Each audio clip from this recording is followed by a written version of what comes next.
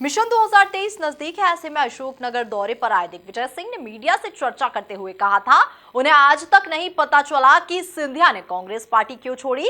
इसके साथ ही उन्होंने कहा कि वे समय समय पर ज्योतिरादित्य सिंधिया से चर्चा करते रहते थे। इसी पर बात करने के लिए हमारे साथ जुड़े हैं बीजेपी प्रवक्ता गोविंद मालू और कांग्रेस नेता सुवेग राठी। कांग्रेस को तो सिंधिया जी के छोड़ने के बाद उनके सपने लगातार आ रहे हैं और आज भी वो उस बारे में कभी क्या कहते हैं, कभी क्या कहते हैं।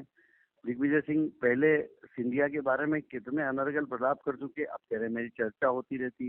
यदि चर्चा ही होती रहती तो कांग्रेस ही क्यों छोड़ दे। और आज ऐसी क्या जरूरत आन पड़ी जब वो अशोकनगर उधर घूम रहे हैं, जब सिंधिया का प्रभाव उनको दिख रहा है तो उनके मुंह से ऐसे शब्द निकल रहे हैं क्योंकि उनको पता है कि यहाँ पर कांग्रेस की लुटिया डूबने वाली है। इसलिए वो बार बार सिंधिया के पहले खिलाफ बोले और अब उनके बारे में बहुत ही डाइल्यूट होकर वो कह रहे हैं कि हमें से बात होती रहती है या वो क्यों छोड़ी।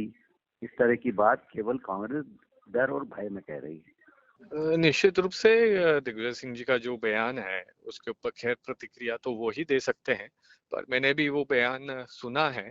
मूल बात ये है जो मुझे समझ में आती है, जो दिग्विजय सिंह जी ने कहा है सिंधिया जी के बारे में, कि कोई भी व्यक्ति जो इस स्टेचर का लीडर रहता है किसी भी पार्टी में, और उनके तो पूज्य पिताजी भी स्वर्गीय बड़े महाराज माधवराव सिंधिया जी भी इतने वर्षों तक कांग्रेस पार्टी के अंदर रहे, और उन्होंने ये भी जिक्र करा कि माधवराव जी की वसीयत को पूरा भुनाने का काम करा ज्योतिरादित्य सिंधिया जी ने।